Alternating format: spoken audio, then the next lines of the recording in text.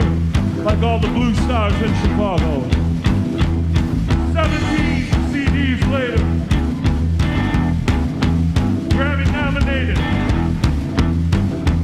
Ladies and gentlemen, put your hands together for Alligator recording artist, Eddy, the Chief, Clearwater!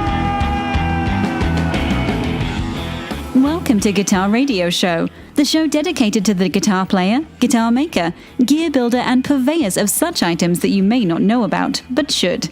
Here's your host, Mark Davin. All right, welcome back to Guitar Radio Show, and today we have with us a blues legend from Chicago, and it's a career of over 60 years in the business. We have with us Mr. Eddy, the Chief, Clearwater. How are you, sir? Welcome to the show. Real good, Mark. Thank you so much, and thank you for inviting me on. Oh, man, thank you for honoring us and being on the show. I'm a huge fan. I got to tell you, when I hear you're a lefty, I'm a lefty. I don't. Oh yeah. You're a lefty also. I am a lefty also. So it's always a man after my own heart. Okay. It's always good to hear. It's always good to talk to another lefty because we always go through the struggle. Oh yeah, right. Yeah, we go through the same struggles with that. Yeah. So but we make it work, though. We do. Oh, absolutely.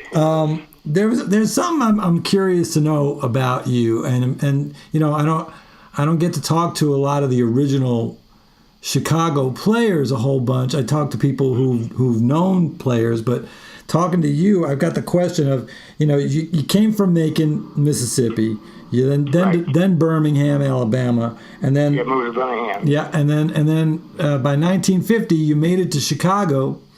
Made it to Chicago in September of 1950. What was the scene like then? Was it kind of cutthroat? Was everybody trying to make it, or was it? Oh, everybody was trying to make it, and the ones that had really gained some recognition and was pretty well established, they would still have little band battles, and back then they called it the head cutting.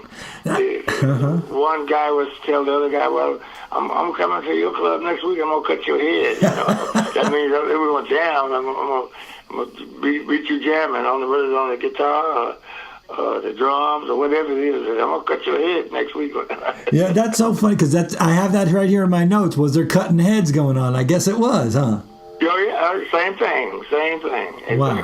Yes. Wow. And it was fun though. It was a lot of fun. I bet everybody trying to outdo everybody else. Right? Outdo each other. Yeah, like Earl Hooker, he was a notorious guy that really played a lot of guitar.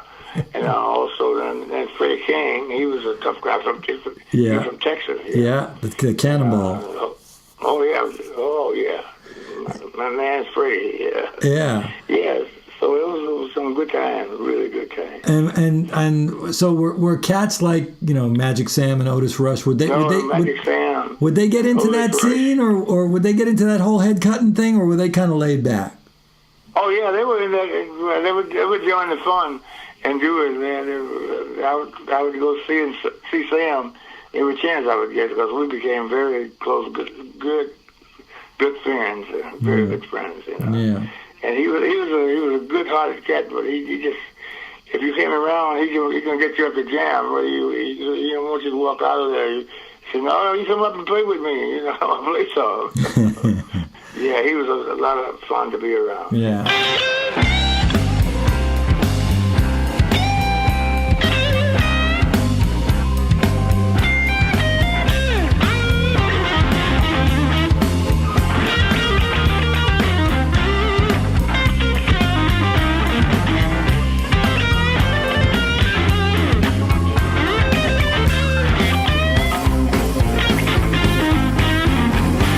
Hypnotized, mesmerized, all hung up on you.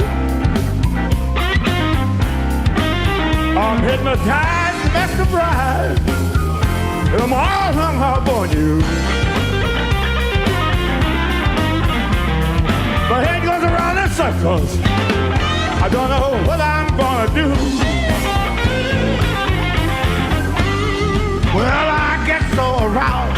by the smell of your perfume. My head goes around in circles. When you walk into that room, I'm hypnotized, mesmerized. 'Cause I'm all hung up on you.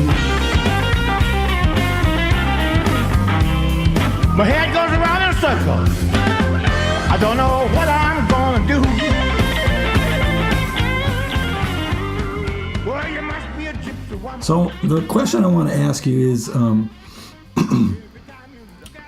when you were back in Macon and you were 13 years old, that's how old I was when I started to play.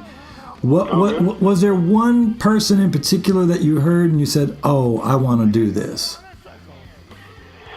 There was one, and then there was two. Magic Sam was one of them. Uh-huh. And then Otis Rush, when I heard him, well, he's left-handed too. Yeah. And when I heard Otis, the whole battle was over. I said, "Oh my God, this guy is really dynamic." And those were two, so that was two. Magic Sam, his spirit on stage, really, I got a lot from just watching him play, the way he interchanged with the audience. He was just very, very charismatic. Uh-huh. And that I gained a lot from him, just watching him, how he dealt with the audience, Right. between his playing and the audience. And the way I met Sam, I'll tell you, he was at a club right near my neighborhood, and it's called the, trying to think of the name of the lounge. But he was playing the Friday and Saturday. So, the Blue Flame, yes. Uh-huh.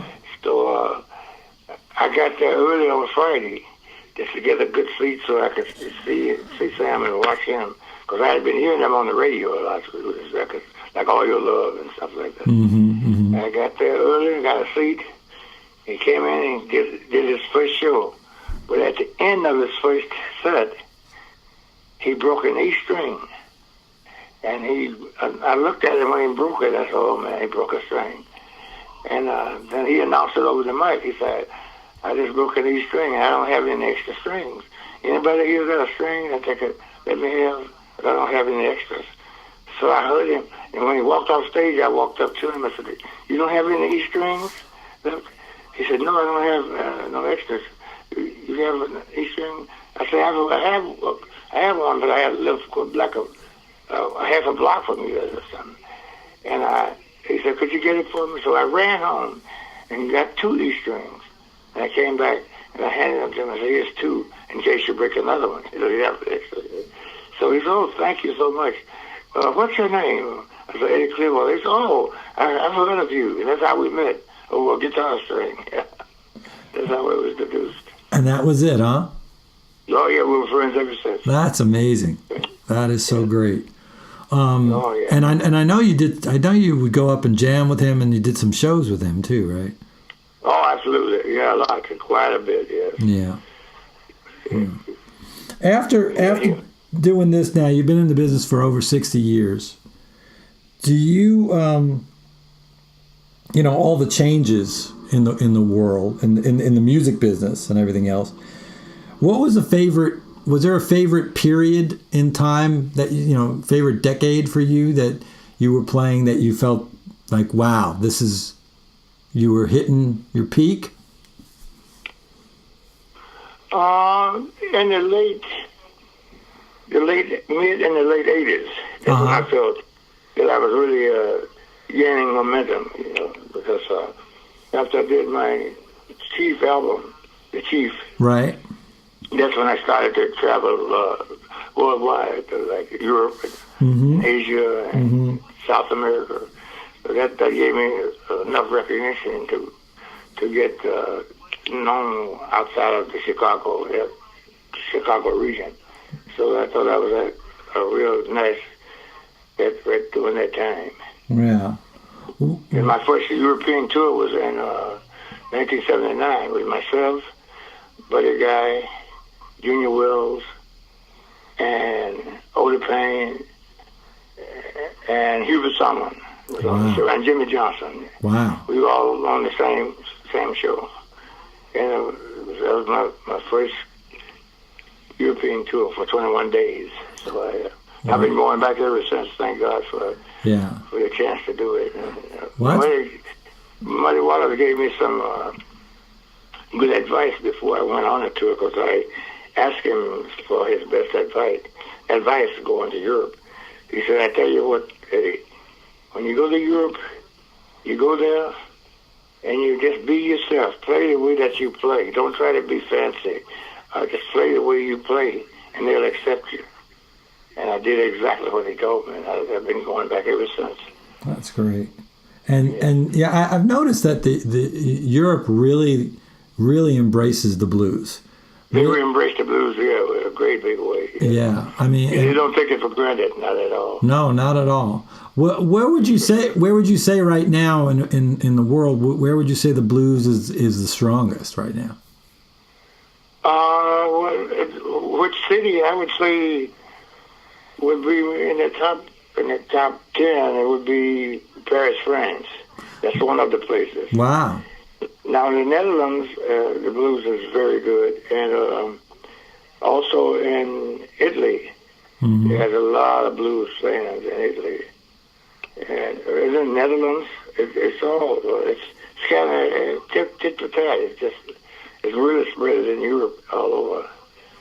Like Denmark and places like that. Right. Yeah, they come out in big numbers for blues. Yeah. And you're still touring quite a bit now, right? Oh, yeah, right. Yeah, my agent is working on a European tour for either later on this year or early next year. Wow. So that's what my agent is working on now. How many dates are you doing a year now? Well, I cut way back. Well, this year, I did just a few dates from January.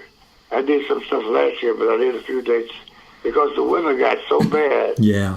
Until I just didn't want to travel. I didn't want to be on the road. Yeah. Conditions of the weather patterns. Yeah. It was just pretty ridiculous. Yeah. And you're still in Chicago, right? I live in Chicago, outside Chicago. Yeah, and you guys had a rough winter this winter. Oh, it was tough, really tough. A lot of people caught the flu, caught pneumonia. And yeah. It was just very bad. Yeah, it was a rough winter up there. I got a lot of friends up there. Oh, it was tough. Yeah, for sure. So you're coming back to Austin in July. In July, yes. And you're going to be at Antone's. You said July 14, I believe you said. Right, July 14th. And then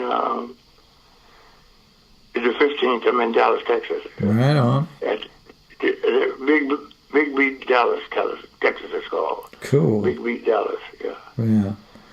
So outdoor concert, I think so. Yeah. What with over 17, you have over 17 releases as far as albums out there, and all sorts of other stuff that you've been on. Do you have a favorite record? Well, my favorite, I was just talking with Ronnie Brooks today, and Ronnie Baker Brooks. And my favorite, I think, would be The Chief. Uh-huh. The one I did with Jim O'Neill for Rooster Records. That would be one of my favorites. Yeah. Favorites. And then West Side Strut is my latest studio project with Alligator. So we did some fun cuts on it. Yeah. Ronnie wrote a couple of songs for me. I'm too old to get married. Yeah. And a good leaving alone. So, who wrote Came Up the Hard Way? I did.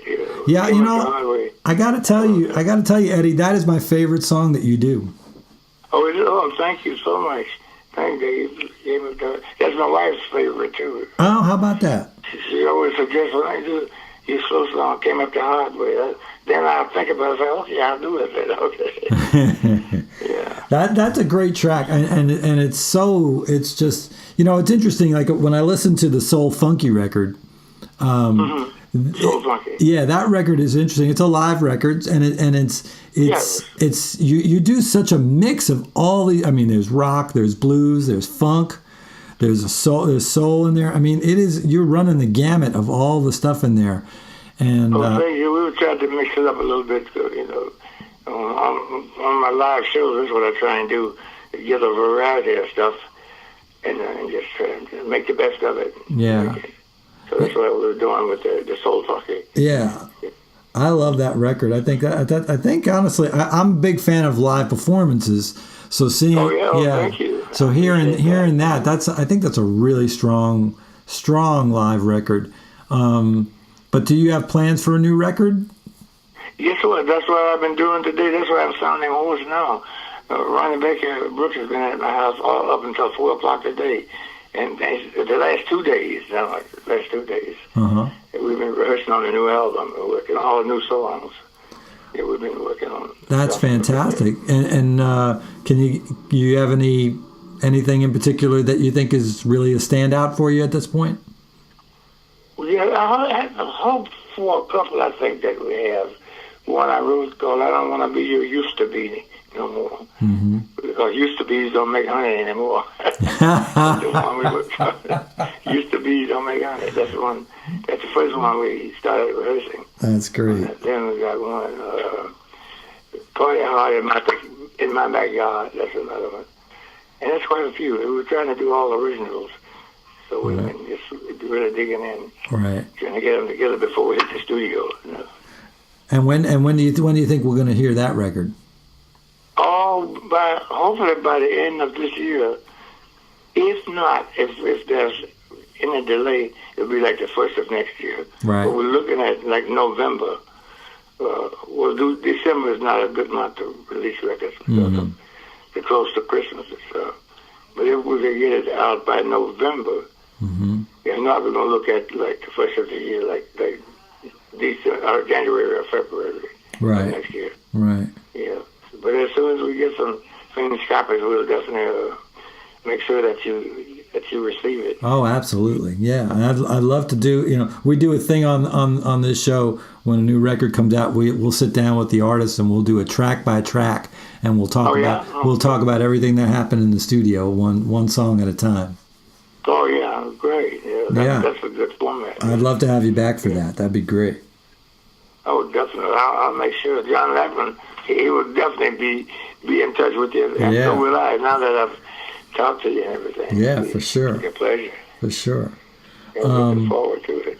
So I've seen you play a lot of ES 335s, Gibsons, and stuff like that, and I've also seen you play Strats. Do you have? Right. Yeah. Are you more comfortable with one than the other? Well, the 335. Yeah. That's my favorite guitar. 335. I have a Strat and I have a Telecaster. And I gave one of my Strats to the museum. I gave it to, and also he gave another guitar. I can't think of which. Yeah, I gave away 2 Fenders in the museum in Memphis. Yes. Yeah, but my Strat is my Strat and my 35 and my Stratocaster. Right. So what is it about the 335 that makes it the go-to? It's the diversity of sounds you can get out of it. You can get so many nice tones out of it. So that's what I do. Yeah, it's one of those guitars, sounds good clean, sounds good dirty. Right, oh, absolutely. Yeah, you can mix it in it. Just about any way, the sound you're looking for. Yeah. You can try it in 335. And I have a B.B. King 355, the stereo, but I don't take that after we lost B.B. King. I put it under my bed and I don't even take it out. Yeah. Because he autographed it for me, so I'm very particular about taking that out. I'd hate for it to get stolen or something. Yeah, for sure. I'd cry for days if that happened. For sure. Did you do any shows with him? I never did any shows with him, but I've sat in with him on some of his shows. Yeah, he used to be good about that. He'd come into Chicago, he'd be playing clubs like the Green Door, and I'd walk in and he said, "Got any Clearwater in the house? Cut him up here." Yeah, so he was a real sweet man. He was a sweet man. Him and B.B. King were very good artists. Yeah. Yeah. Very. Yeah. And back to the gear stuff, as far as amps and stuff like that, are you mainly like a Fender twin reverb kind of guy? Or? Twins. I got 3 twins, and I got 2 super reverbs. But I'm using a super reverb now. That's what I use. Pretty So constantly. when you go out on the road, you're out there. You go out with more than one amp. Yeah, well, I take a backup amp head that if my amp blew out, I can plug into the speaker Right. on the super, right, put this plug the head into the speaker of the super reverb. So Yeah. that works. I had a couple of occasions that happened where I had to use Yeah. an extra head. It did happen once in New York City. I hit the stage and the amp turned on. It wouldn't say a word. It was totally gone. Huh. Yeah. At Terror Blues in New York. Oh, I know that. I know that room. Oh yeah, Terror Blues. Oh, They yeah. played B.B. King's also. Yeah.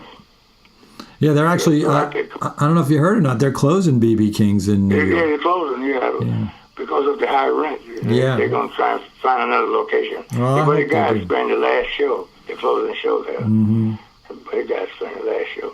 Yeah, and that happened with Antone's here in Austin a few times too, where Antone's moved because of rent and parking Yeah, they issues. moved. A couple of times they moved. Oh yeah, I think they moved 4 times altogether before they ended up where they are Together, now. yeah. Yeah, Clifford, I've met him one time.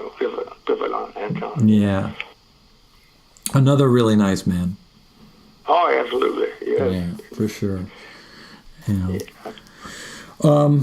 So one of the things I wanted to know, you play left-handed like I do, but you play with the strings set up right-handed. So Yeah, it's a right-handed guitar. yes. upside down, right? I So really use on the top as opposed to being at the bottom. right. So instead of bending up, you're pulling down. Pulling down, yeah, right. Yeah. There you go. Yeah. But so when it's strings, what gauge strings do you use? Because I find that pulling down is harder than bending up. Oh, yeah. I use 10s when he's serious. Yeah. Okay, so you're using 10s. Okay. 10s. Yeah. 9s is a little bit thin for me. So Yeah. a little bit thin. Yeah, you probably pull the strings right off the guitar at that point. Almost, man. Yeah, I'd like to get to jam with you when I come down. Yeah, man. Oh, I'd love to sit in with you. That would be a hoot. You You know. wipe me off the face of the earth. No, you cut my head. That's for sure. Those cats from Texas, man. It's hardly ever you see a cat from Texas that can't play. If you say he can play, you better believe it. If Yeah. you tell you, I play a little guitar. When they tell you that, you better watch out. They'll wipe you off the map. Oh man, there's a cat you got to hear here, and obviously Jimmy Vaughn, but Oh yeah, Jimmy Vaughn, yeah. yeah, Stevie's brother. there's a cat you got to hear here in town. His name is Eric Tesmer, and Eric, Tesmer. I don't believe I heard of it. Yeah, I gotta send him your way. I'll send you. Is this your cell phone I'm calling? Oh yeah, no. This is the landline. Oh, okay. Well, You I'll got the number. I'll give it to you. Though. later on. Yeah, I will send you. Yeah. I'll send you some video of this kid. He's pretty darn good. I got to tell you. Yeah. Oh yeah. Oh yeah. Yeah. I'd love to hear him. Man. Yeah. But it would be great. We got to get Jimmy Vaughn to come down there and sit in with you on the 14th of July. Oh yeah, I love that. The last time I sat in with Jimmy Vaughn is when he was with the Thunderbirds in Boston, Massachusetts. That was years ago. Oh wow. When they had Kim Wilson and the Thunderbirds. Yeah. Well, I'm telling you, I'm super excited that you're going to be coming to Austin because I want to see that. Are you still using the same band that you did on Soul Funky? Oh yeah, same band. Yeah. That band is great. You got yourself some great players in that band, man. Well, thank you. And they're really nice guys too. Very nice. That's guys. great. Tom Quivel on guitar. Steve Bass on drums. Yeah, we're looking forward to it, and I'd love to meet you, man. Yeah. Well, there was one question I wanted to ask you before I let you go. Okay. What's your impression of, I mean, I know we listen to what we really love and all that, but what's your impression of today's music? You have where do you think it's going? Do you think it's still trying to find itself? Because I mean, like when the blues. When you got to Chicago, blues was popular music. That was considered popular music. Oh, right, exactly. Yes. So, what do you think of today's popular music? I think it's been doing a lot of fishing around, trying to, like you just said, trying to find itself. Yeah. But I think it's getting close to finding where it's starting to feel comfortable again. Yeah. Because you got a lot of younger players coming up now, but they're more interested in the blues than they ever have been at any other time. Yeah.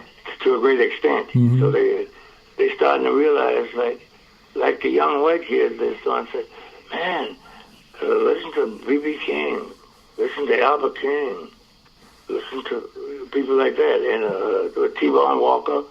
They're digging back and checking out the foundation of what the blues was like during the earlier days. Mm-hmm. So I think it's going to escalate because of that. Because the young players will be becoming very interested in doing it. Like this kid from Denmark, little kid Tobe, he's playing some stuff.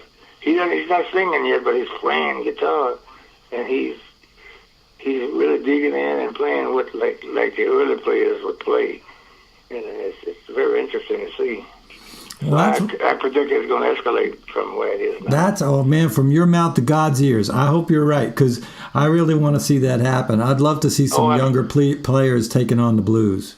Oh yeah, right. This is going to be the era. I think it's going to escalate in that sense, because when the young kids play, and they're going to get the younger people to listen to the blues and say, "Oh, this is cool stuff, man."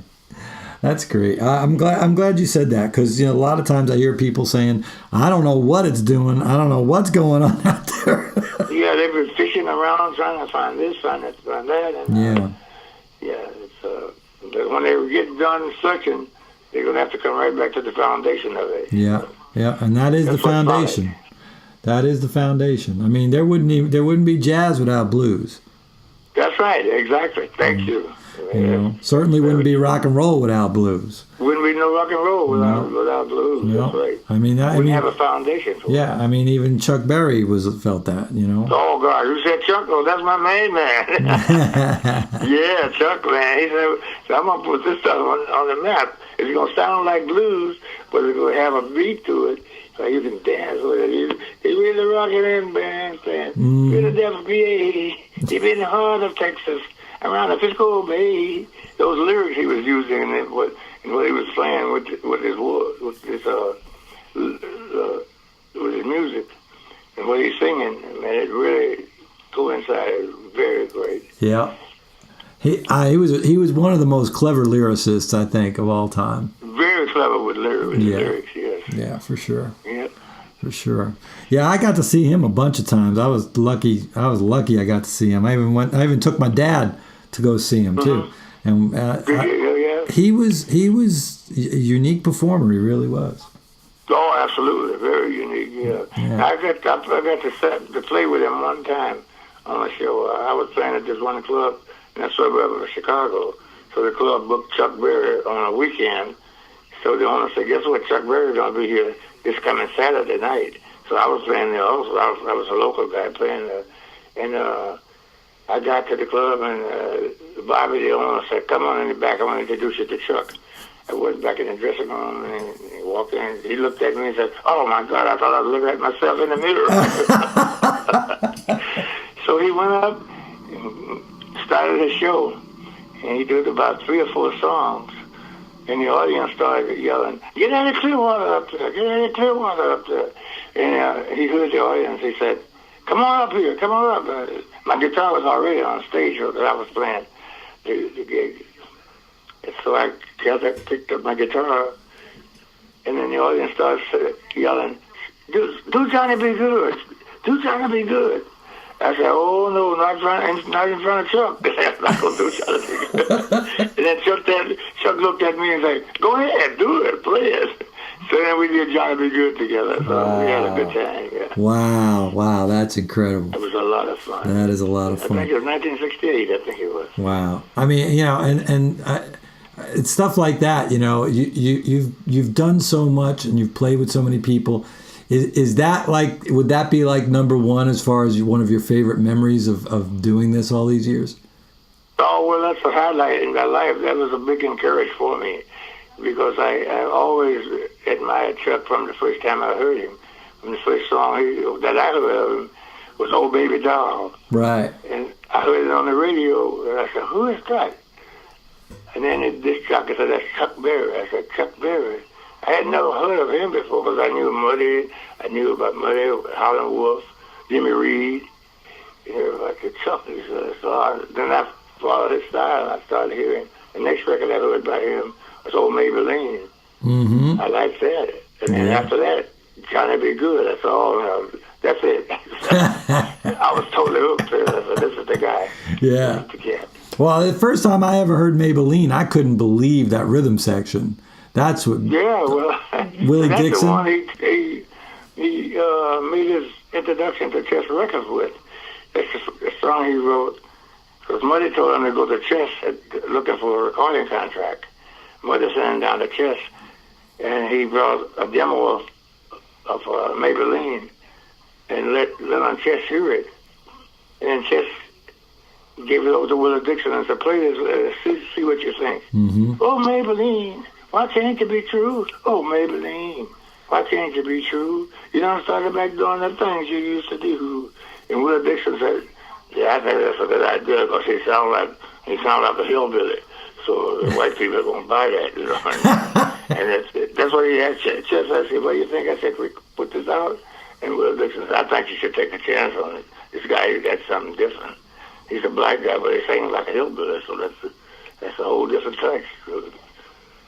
Yeah, that's true. He did. I never thought about that, really. He did have quite a twang in his voice sometimes. Oh, yeah, right. Yeah, his diction, the way he used his diction. Yeah, for sure. And Willie Dixon played bass on upright bass on it. Yeah, upright bass.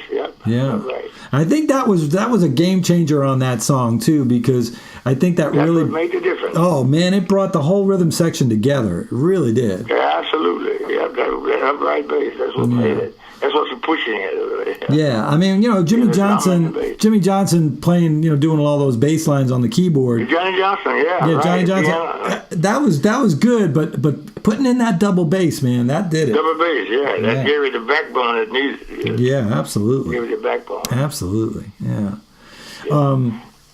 So is there before I let you go, is there a story that maybe somebody hasn't heard before that you would share with us? Oh, I don't know. I can't think of it. A road story, maybe. Interesting story that happened on the road. Well, you played with Muddy, right? Oh, yeah, I played with Muddy, but mostly in Chicago. I've never toured with him. Right. What was it like with him? I mean, I know he said just be yourself, which is great advice. What was it like with him? I mean, were you around during the time when he stole Hubert from the Wolf? Oh yeah, they went back and forth with that a bit. Muddy would steal Hubert, steal Wolf musician, and then they go back and forth. He stole my guitar player. They always say what happens. The union scale was a certain amount, and let's say they're getting $15 or $20 a night playing with Wolf, and Muddy come in and say, "I'll give you 25. To work with 25 and not to work with me." He said, "That's okay. That's above the scale." And a lot of musicians would jump at the fact, "Well, I'm making $5 more." Well, $10, whatever. Well, $10 was a lot of money back then. If you're getting $10 more than what someone else was getting, and it was kind of like cutthroat. They'll pay a few dollars more. They jump from one band to the other. Yeah. Just to make those few extra dollars. Yeah.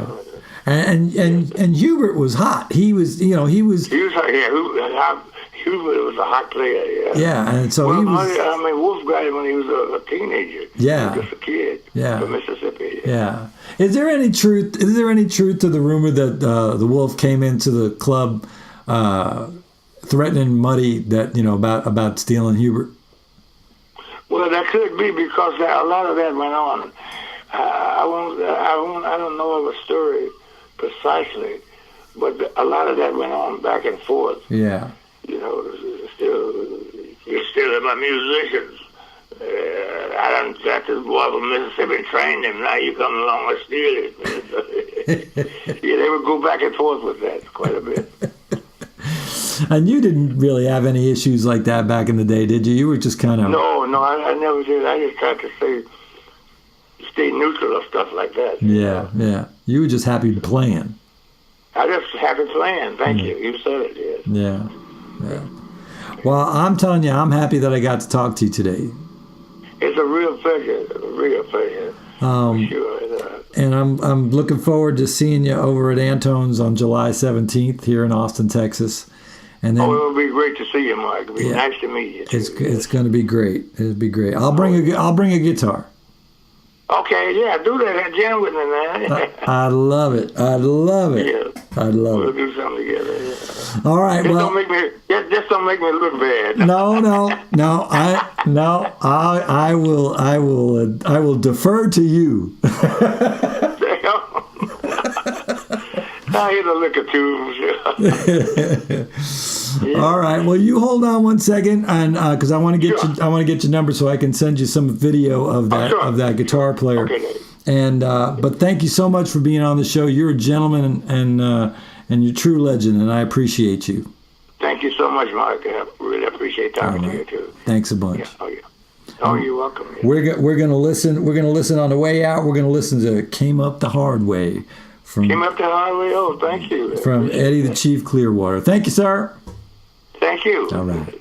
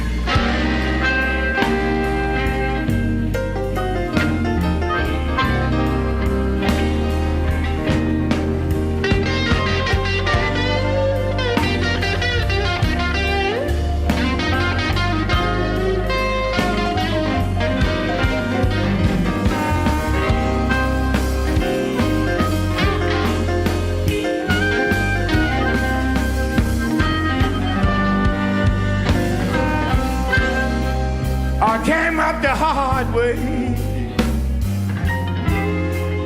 I had to work both night and day.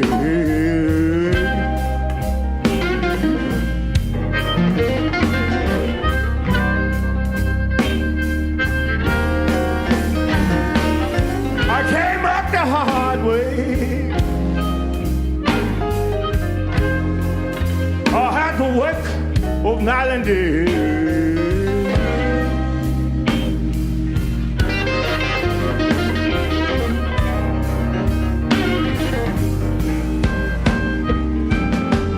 Shame, shame, shame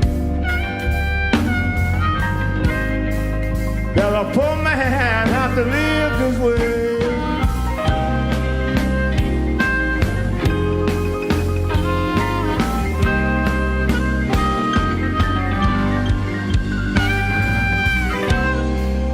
I came up the hard way. I had to work from sun to sun.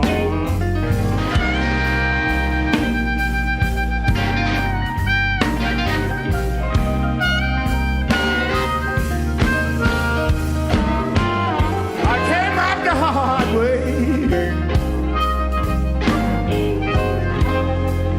I had to work from sun to sun.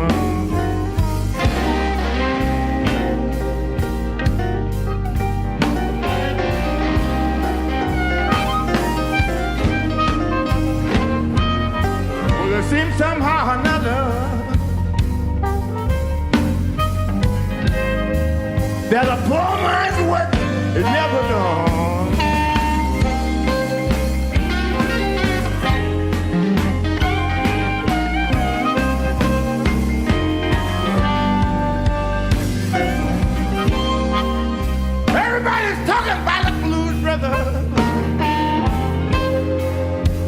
down in your heart, you know I'm one.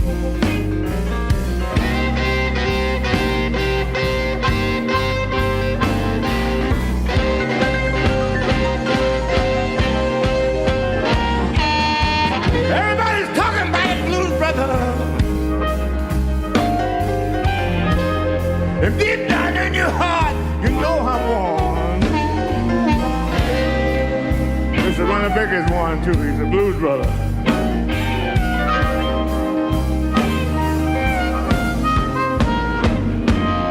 They're giving out awards everywhere.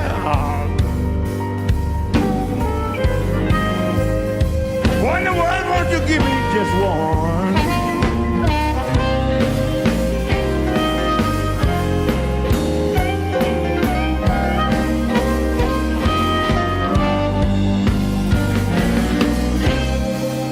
All my life,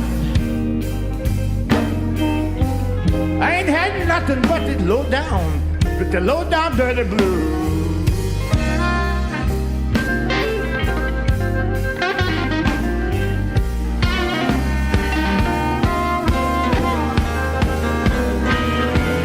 Ever since I was 9 years old, I ain't had nothing but the low down dirty blues.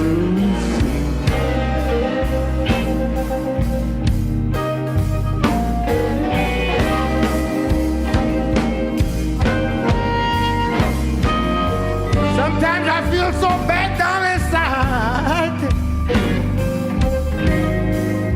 I have to put on my walking shoes. I'm gonna walk one more mile with the blues.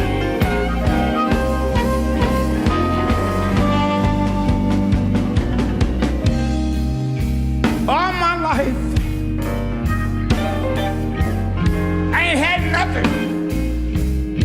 All I had is the blues. And I felt proud of having the blues, because that's the road that's going to lead to something sooner or later. Ever since I was 9 years old,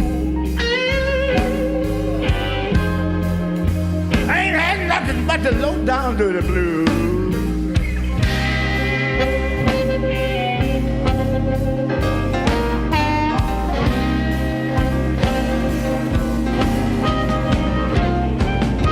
Sometimes I feel so bad down inside. I have to put on my walking shoes.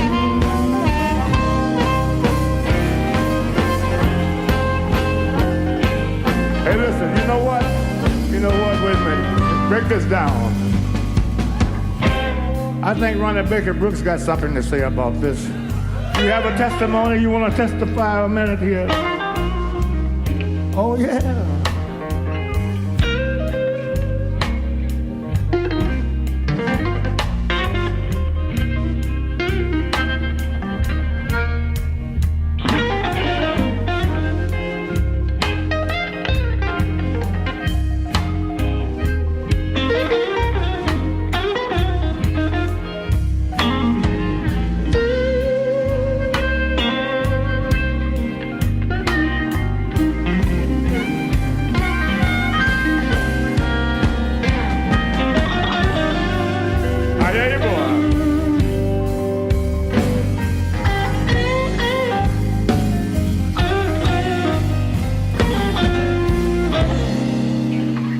I can tell you about my side of it.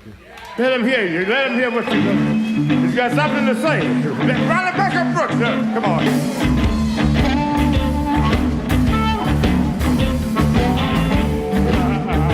Come on. This is how I was raised, Eddie. Talk to me about that. Listen, bring it down. Didn't pick no cotton. I didn't plow no field. I grew up in a ghetto flat trying to get my next meal, y'all. From the root to the fruit, hand it down to me. Well, I was born with the blues, Eddie. I got a blues family tree. Listen, big city lights, man, we really get down.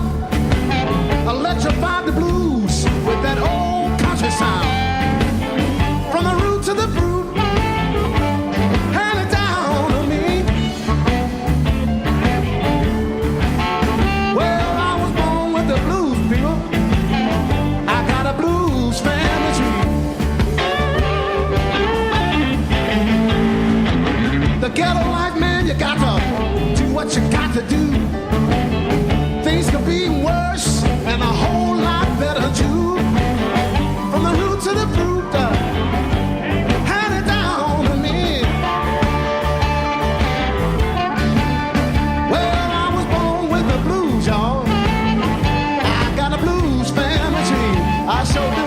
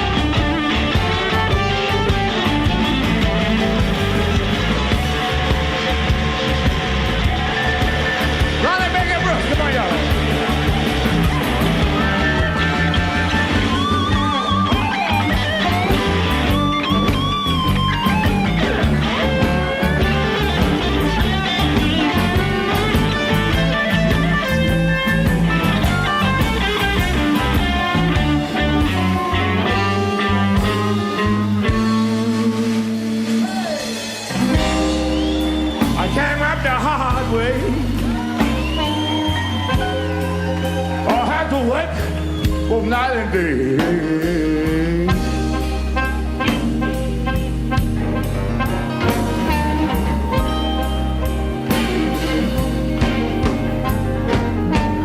I came up the hard way.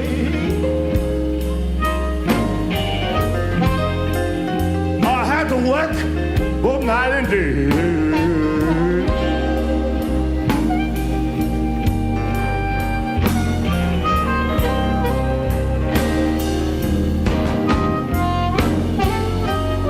Shame, shame, shame. A poor man have to live this way.